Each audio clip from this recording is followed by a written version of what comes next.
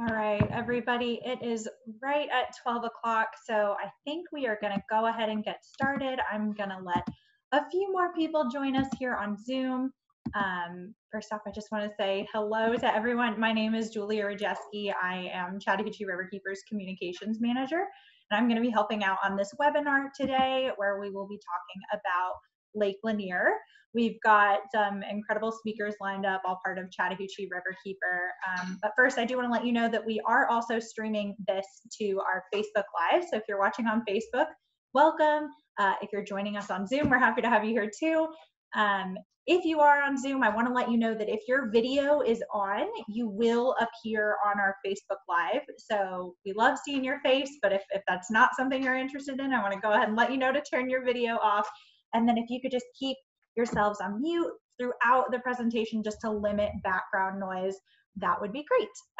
We are recording this presentation both here on Zoom and on Facebook, so you can tune in to watch it later if you have to jump off or anything else, or if you just want to enjoy it again. Yeah, and then at the end of the presentation, everybody who registered on Zoom, we will send you an email towards the end of the day with a link to that recording.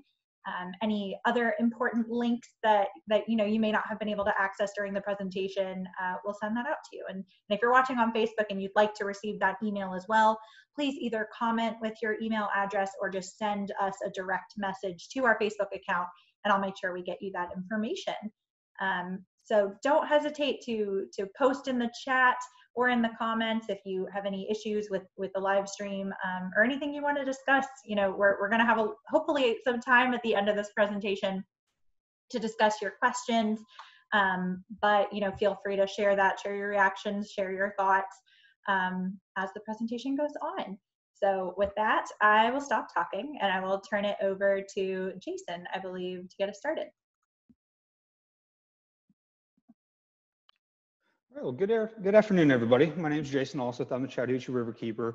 I'm going to get us started with just a little bit of brief background on the history of Lake Lanier, talk about some of the interesting facts and how we got this lake, and then Dale's going to talk more about some of the water quality issues that we're facing with the lake and some of the things that Chattahoochee Riverkeeper and our partners we do to try to protect it. So back in the 50s, the dam was built, construction began in 1950, and the initial authorized purposes, authorized by Congress, was to provide for navigation, flood control for downstream Metro Atlanta, to build or make hydropower out of Buford Dam, but it also provides for recreation and water supply for Metro Atlanta. So the water that's either taken out of Lake Lanier or the water that's released from Buford Dam and then taken out downstream actually provides water supply for about 70% of Metro Atlanta, about 5 million people. So it's a huge resource that we have locally. The dam was built in 1950, or construction was built or started. And then in 1956, the dam was completed. And then in 1959, we actually hit that full pool, which is 1,071 feet above sea level. So building the lake, it's kind of crazy to think in today's dollars, but this reservoir, which is 39,000 acres, only cost $45 million to make. The land was bought, 50,000 acres were bought from about 250 families. And the average price of the acreage was only $50 per acre, which you think about it in today's dollars is phenomenally low. But this was farmland. This was not a metropolitan urbanized area at the time. And when they built it, they had to move 20 cemeteries, 15 businesses, and 6 churches to make room for the land. So not a lot was actually removed because, again, we were talking about farmland. The lake itself is about 150 foot deep and actually gets to about 200 feet deep when you get right near the dam. We have 160 islands, 692 miles of shoreline, and we get about, numbers vary. The number that we've been using and that we've been hearing for a number of years is about 7.5 to 8 million visitors. And actually the Army Corps released a statement last year that number may actually be closer to 12 million people visiting this lake every single year. And that makes it one of the 10 most visited Army Corps lakes in the entire country. And of course, that has a major economic impact when you think about all of these visitors coming in and visiting restaurants, bait shops, gas stations, purchasing boats. There's a study done in 2000 that actually said that that economic impact for the local surrounding area is about $5.5 billion annually for all of those economic benefits of these 7.5 to 12 million people visiting this lake every single year, which is a huge asset to the local community. And we have a very abundant diversity of fish in this lake, which is one of the huge economic drivers of spotted bass, striped bass, largemouth bass. In terms of stripers and spotted bass, it's one of the best fisheries in the entire country. It hosts hundreds of tournaments every year. And some of the biggest tournaments, like Bassmasters and FLW, come here to host these world-renowned tournaments. And that also has a huge economic benefit. And all of these people coming out to the lake every single year just shows how big of a fishery and how important this waterway is to our local economy.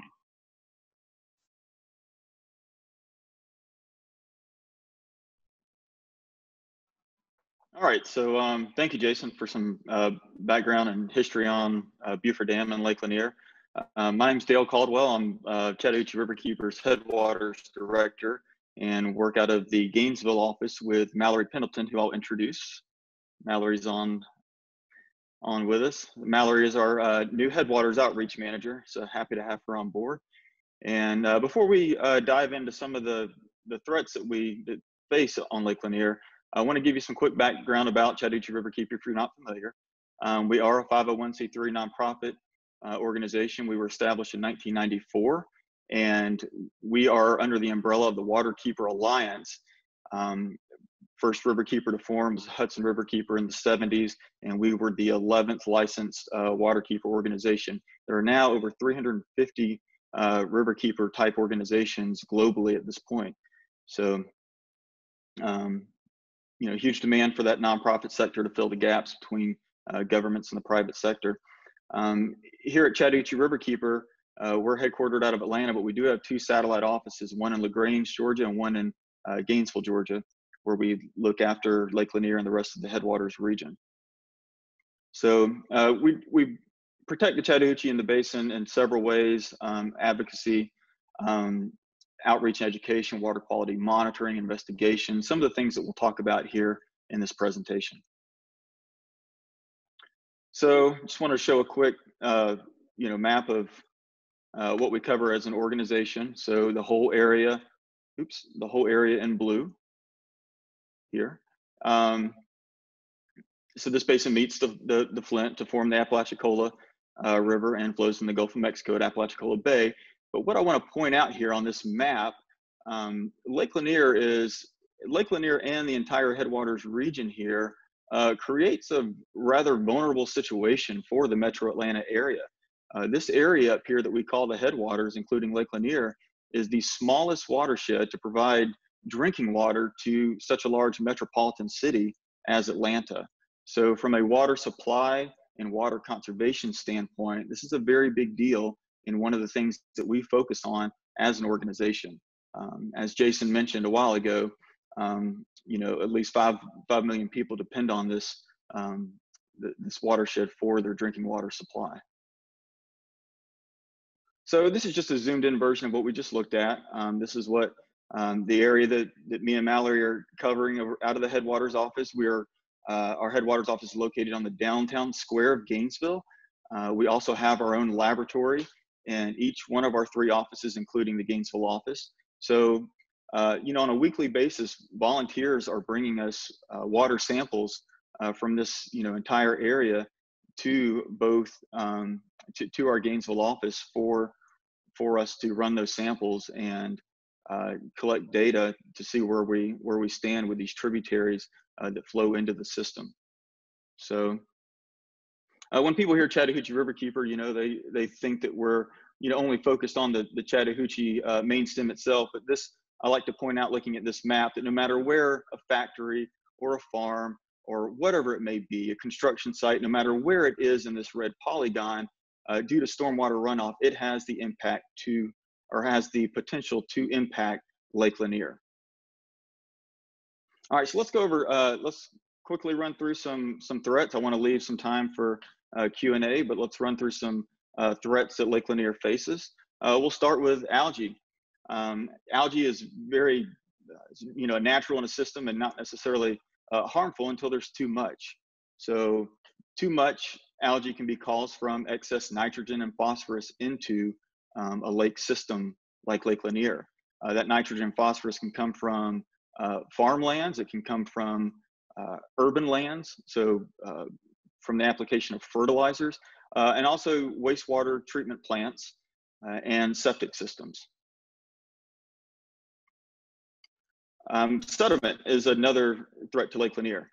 So with any man-made reservoir, we have the potential to fill these in with sediment, which is a big problem in regard to the function of the lake and, of course, people's property value around the lake as well, and then ecological impacts. So as Jason said, we spent what may not have seemed to be a lot of money now, but we spent a lot of money on this dam, and you can't dredge this lake out once you fill it in. So we have to take proactive approaches instead of reactive approaches when it comes to sedimentation. So this sedimentation, can come from really deforesting land areas and having those land areas exposed during a construction phase of whatever is being constructed, whether it be a hospital or a school or residential development or an industrial park. So no matter what these construction sites are for, we have laws, including the Federal Clean Water Act and the Georgia Erosion Sedimentation Act, to make sure that developers contain the sediment to their site. So that's one of the things that we're looking for in the watershed to protect the lake. Harmful bacteria. So I mentioned volunteers bringing us samples every week to our laboratories through our Neighborhood Water Watch program. That's one of the parameters that we're looking at is harmful bacteria. This bacteria can come from a number of things. We usually see, if we see really, really high concentrations, it's usually from a malfunction with a municipal sewage system. So some of this infrastructure, especially in the Atlanta area, is very old and does fail, need repair and maintenance. So that's one source. In the Gainesville community, one of the issues over the years has been agricultural industries. So the industries that we have here to process the meats that we eat, stormwater runoff can have a huge impact on Lake Lanier and the tributaries that flow into Lake Lanier. So we're monitoring those weekly. So many of us swim in Lake Lanier, including myself, and we want to have a safe place to swim. One of the things that we've focused on over the past few years is monitoring some beach sites and seeing that we are having some high numbers at beach sites that have an abundance of geese. So one of the things that one of our message is to be aware. If you see an abundance of wildlife or an abundance of feces at a beach, be aware and swim at your own risk, because the harmful bacteria counts can be high here. So again, wastewater treatment, whether it be a municipality, whether it be this is the case of a neighborhood right off a main river that flows right into Lake Lanier. This is not at all far from the mouth of East Fork Little River and Lake Lanier.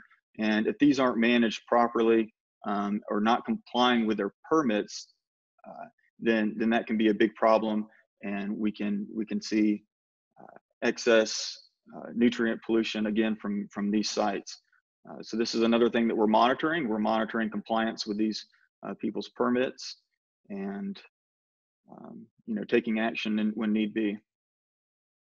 Another is trash, and when we're out on the river or lake, what I do is I actually take coordinates, take points of where sites like this are, so that they are in our GIS database. And when we host cleanups, we know where to target these cleanups. Same with our annual Sweep the Hooch event, our trash cleanup event. So identifying these hotspots is important and allows us to best utilize our resources at these cleanup events. So developments, again, whether it be a residential development or industrial development, during the phase of construction, when this land area is bare, there's certainly the potential during a rain event for a lot of sediment to leave the site and fill in these waterways. And these homes don't have to be right on the lake for this to get into Lake Lanier. It can be anywhere in that watershed that I mentioned at the beginning of the presentation and still have an impact. So we see here that there's protections with this silt fence around the perimeter of this construction site, which is a great thing. I do see some staining on these rocks, which could be an indicator of issues before that. Maybe not. That could also be from wave erosion near that site too. So, but these are the things that we're looking at when we're out and about monitoring these waterways, and the things that we are educating folks to help us keep an eye on when people are out recreating and fishing in the waterways. But this site here, again, looking good with the protections in place with the silt fence. Same with this site. This is a Georgia DOT project that's currently going on. Noticed this about a month ago when I was out monitoring. So about a week later at this site, we noticed a breach. It didn't look quite as good. Glad that I found it, called it in. GDOT was very responsive in handling the problem, and took care of it right away, and thanked us for our eyes on the ground, which was great. So team effort here and protecting the lake and keeping eyes on the ground. All right, so speaking of eyes on the ground, when you're out and about, keep in mind that at Chattahoochee Riverkeeper, we do operate a hotline. If you go to our main page on our website, chattahoochee.org, up here on the top right, you'll see a box that says report a problem. If you click on this link, it will take you to an online form where you can give us more information about what you're seeing and what we may need to go investigate that could be problematic for not only Lake Lanier, any site in the Chattahoochee Basin. All right, so now I want to get into a few of the things that we're doing at Chattahoochee Riverkeeper, some of our program work, some of our efforts to address some of these threats. When it comes to algae and nutrient pollution, our Lake Lanier monitoring program is a program that we spend a lot of time on throughout the year. And this is a really important program because the data that we collect in this program, these numbers are being used for regulatory purposes with the Georgia EPD. There are 10 monitoring sites on Lake Lanier that we sample in this program. 5 of those 10 sites have water quality standards per the Federal Clean Water Act. And the Georgia EPD is responsible for assessing whether or not we are meeting these standards, and if we're not meeting these standards, coming up with an action plan to address the pollution. So EPD has been collecting data at these sites since around 2000, and we started sampling these sites in 2010. And Gwinnett County now samples one of these sites as well, and we take our numbers and average them together to see if we are meeting state water quality standards. One thing to point out is in 2019, last year, it was the first year that we failed to meet the standard at all 5 sites. And at 2 of those sites, the numbers were twice as high as what the standard was at 2 of those 5 sites. So, we don't want to paint a picture that the lake is worse off than it is, but the thing to be concerned with is the trend. We're seeing this trend of these numbers increasing year after year after year. And some of that can be attributed to certain variables as rainfall.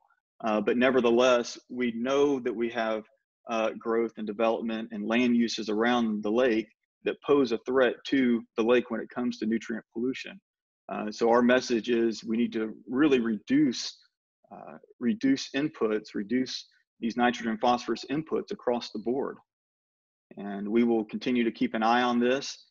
And again, we'll have time for Q&A if I've left anything out here. All right, so Neighborhood Water Watch. This is the program where volunteers, bring us samples from tributaries that flow into Lake Lanier into our Gainesville laboratory every week, and we utilize interns from University of Georgia, University of North Georgia, and Brenau University to process these samples in our laboratory. And we are looking at E. coli, so harmful bacteria, and a few other parameters in this process. And we have, out of our Gainesville office, we have data. We've been doing this since 2013 at several of these sites. So that's a good bank of data to look back on and for baseline. Investigations. So when you report these problems to us through our hotline, one of my roles at Riverkeeper is to go out and investigate, your hotline reports and the things that I find when I'm out and about as well. So that is a big part of our work, and one of the components that I enjoy the most.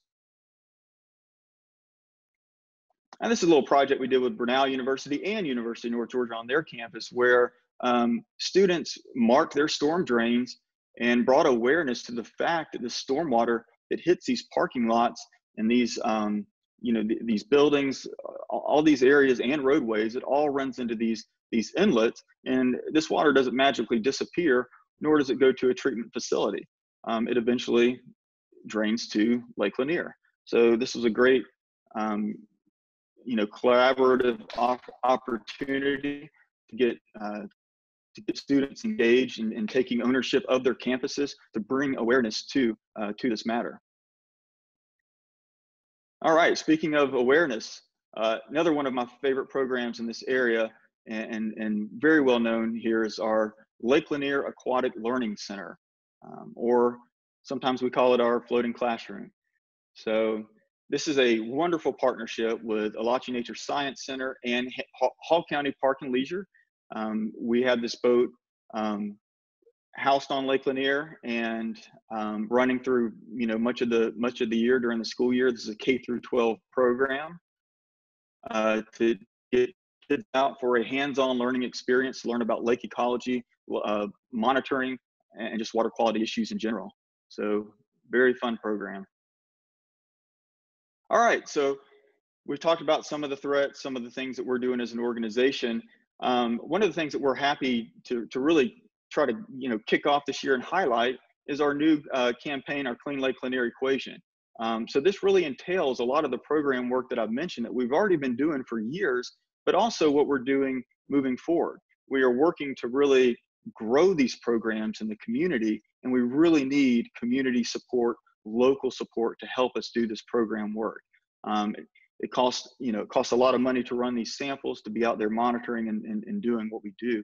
And so we want people to know about the Clean Lanier Equation. We want people to know that we, along with other organizations and government agencies and other efforts, we are out there doing this work to try to protect Lake Lanier, and really need the support to continue that great work and to grow these programs. So thank you for your support as well. All right, so speaking of support, we have some events coming up. This year we kicked off a quality beer tour campaign as well, where local breweries are brewing a beer, especially for Riverkeeper, and proceeds from sales of that beer go to the organization. Cherry Street Brewing out of Cumming, they brewed a great golden ale called Hell and Yeah that you may have seen in stores. It's been out in stores for several months now, so check that out. And then L&B, Left Nut Brewing here in Gainesville, Georgia, they have brewed a Pure Source IPA that you see pictured here. They're actually having a release party this Saturday that we would love for you to come and join and buy some of these beers and buy some to take home and join us for that celebration for what we're doing. I'm going to hand it over to Mallory to talk about our upcoming Wild and Scenic Film Festival and the changes that we've done there. Thanks, Dale. So like Dale said, I'm Mallory, the Headwaters Outreach Manager, but thanks to all CRK staff and especially to our Wild and Scenic Film Festival committee members, we're hosting our 6th annual Wild and Scenic Film Festival on June 18th. It is going to be completely online. So I did include that link and we'll be able to include it later, but it's going to be on our website. Currently, we have 16 films that will be shown, and all ticket holders will have access to these films. You'll see a lot of guest speakers, but the ticket proceeds, I want to kind of put that on the spotlight because they are going to primarily go to that Clean Lanier Equation campaign that Dale was mentioning. And $1 from each ticket sold is going to go to the North Georgia Community Foundation's COVID-19 Relief Fund, which is helping communities in the local area who have been on the front lines of the current situation we find ourselves in. But I hope you're able to join us. It's going to be a night full of things. And if you can't join us on that June 18th date, you will have access to the recorded event for several days afterward. So we hope you can join us. Dale? Great. Last event I want to mention is Sweep the Hooch. This is our annual cleanup event where we have cleanup sites throughout the entire Chattahoochee Basin, including several in the headwaters. This is something that we usually do in the springtime, and we had to cancel that event in light of COVID-19. So we have postponed that to August 29th. So please go to our website at this link and check out the different sites, and please register for this great event. And here's some more ways to just keep up with us and follow us on social media. And with that, I'm going to turn it over to Julia and really everyone to chime in and ask any questions that you have. Yeah, thanks, Dale, and everybody for such great information. We do want to use this time, really, if you have any questions about what's been shown today, anything we might have missed that you're interested in learning about, please post those in the Zoom chat or the Facebook comments. I know we already have a few coming in, but I just want to let you know you've still got time to ask those questions. So our first one today comes from Emily, who asked this question on Facebook, and she is really just wondering about algae and how can we tell if the water is unsafe for swimming, especially for dogs. This is something that's been kind of a highly discussed issue over the last year. So maybe Dale and Jason, y'all can explain how Emily can look out for that. Yeah, I'll take a crack. So when Dale's talking about algae and the chlorophyll A problems that we're seeing, this is non-harmful algae. Non-harmful in terms of it doesn't create toxins. So this is not the type of algae that was all in the news, a year or two ago, where animals were getting sick, animals were dying. So we have not seen any of the harmful algae blooms that create these toxins that are harmful to people and animals in the Chattahoochee Basin anywhere. They've been seen in some other reservoirs across the country, but in the Chattahoochee Basin, in Lake Lanier, there have been no documented cases of these harmful algae blooms. This algae that Dale has been talking about, this is a natural algae that kind of makes the lake have that greenish tint to it. And the concern there is that having too much of that algae is harmful to the lake. It makes it difficult to drink for drinking water. It can actually give you foul odors of that water that's coming out of your tap. And it can cause dissolved oxygen crashes, which can actually result in fish kills. So what we're watching with these algae levels, and we're seeing this alarming trend as they're going up year after year, is that there's too many nutrients coming in, and it's going to cause these problems with water treatment with dissolved oxygen levels, but they're not going to cause these types of problems where you're actually going to get sick by touching the water. These are not the toxin-causing algae. Awesome. Thank you, Jason. We have another question that's come in here on Zoom, but I'm going to read it for everybody watching on Facebook. Katie asks, in layman's terms, why is too much nitrogen and phosphorus harmful? What about sedimentation exactly is the threat? Okay, so for the nitrogen and phosphorus, that's the food for the algae that's growing in the water. So when we're out there testing, we're not necessarily looking for the nitrogen and the phosphorus. We're testing for the algae that's actually eating it. And we look at a full depth profile of the lake in all of these 10 different locations. And again, a certain amount of algae is natural and it's beneficial to wildlife.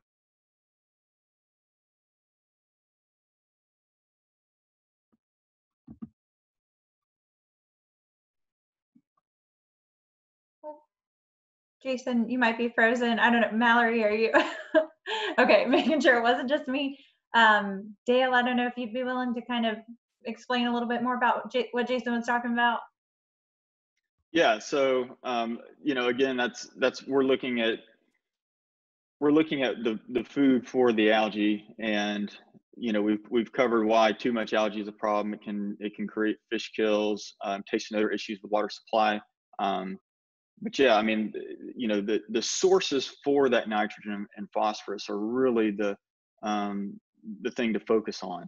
And so, you know, what does that mean for the everyday, you know, the everyday person?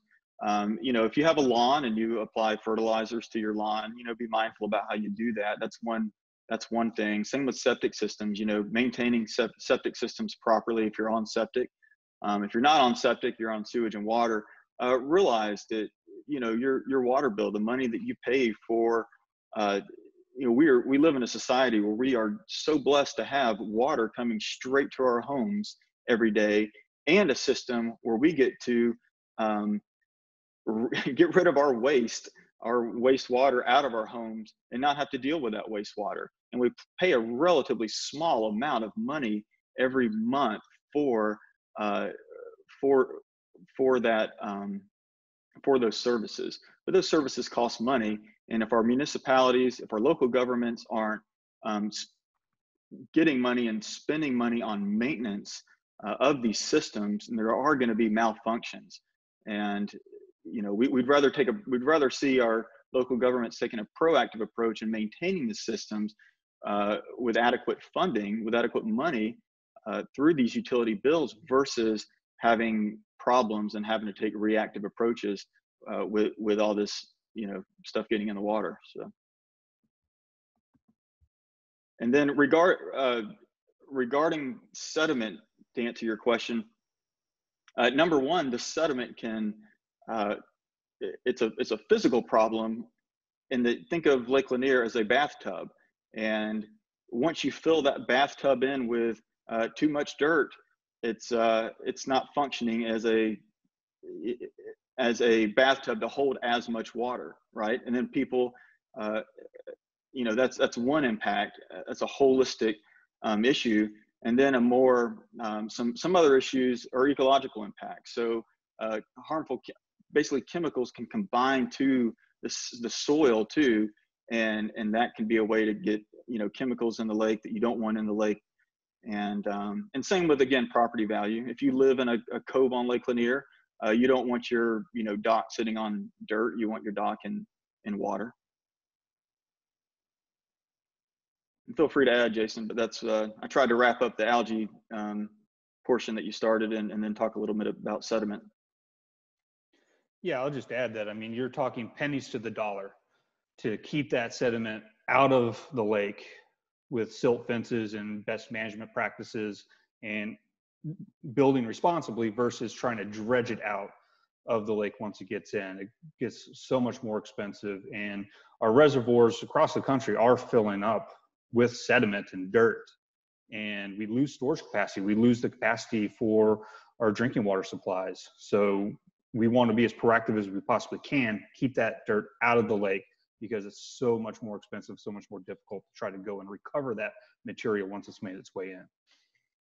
And Mallory, you make a good point in the chat. Mallory says in the chat also, you know, clogs gills of aquatic organisms, and that's the thing. Think of you know, this water for fish is just like our air for humans, and we don't want to be in an environment where we can't you know, breathe well, where we have smog and a reduction of oxygen.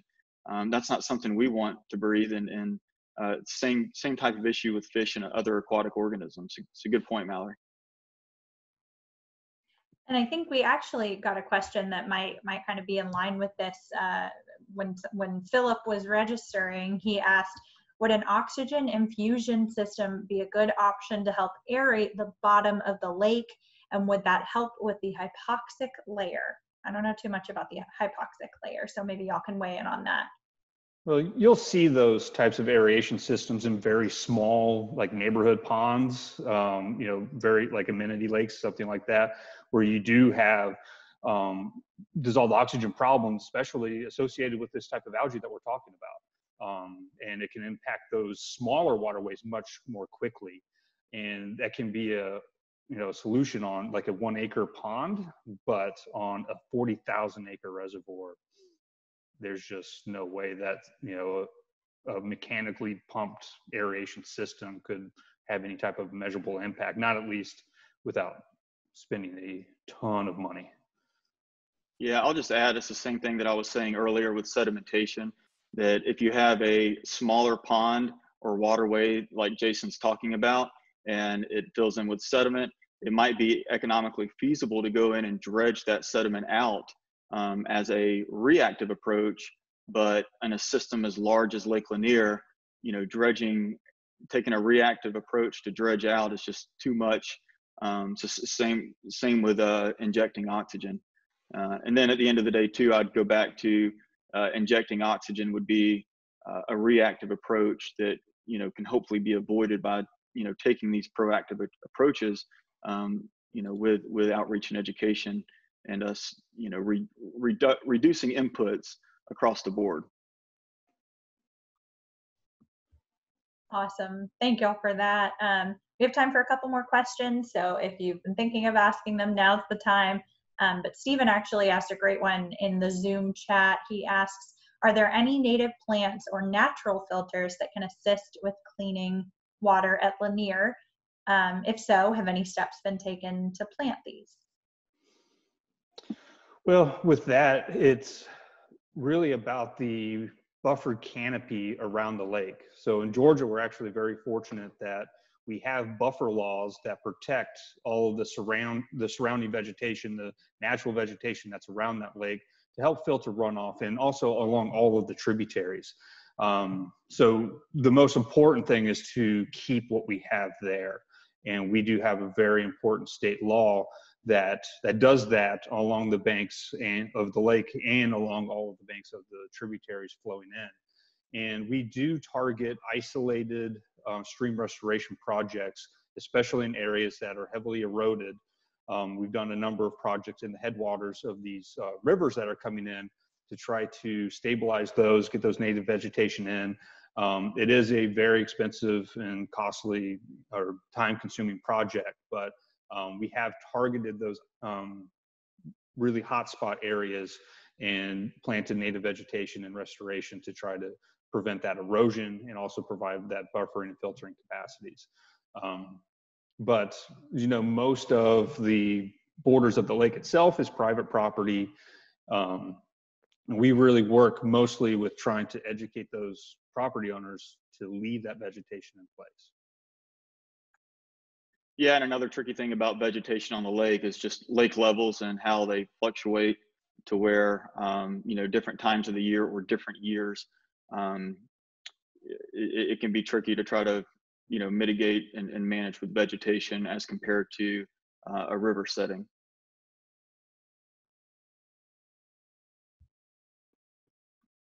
All right. Well, thank you. I think that's about it for questions today. A reminder, if you're joining us on Zoom, we will be emailing you later today with a link to the recording of this webinar and a link to the PowerPoint presentation used during it for you to access, and any relevant links about some of the events we've got coming up and our work.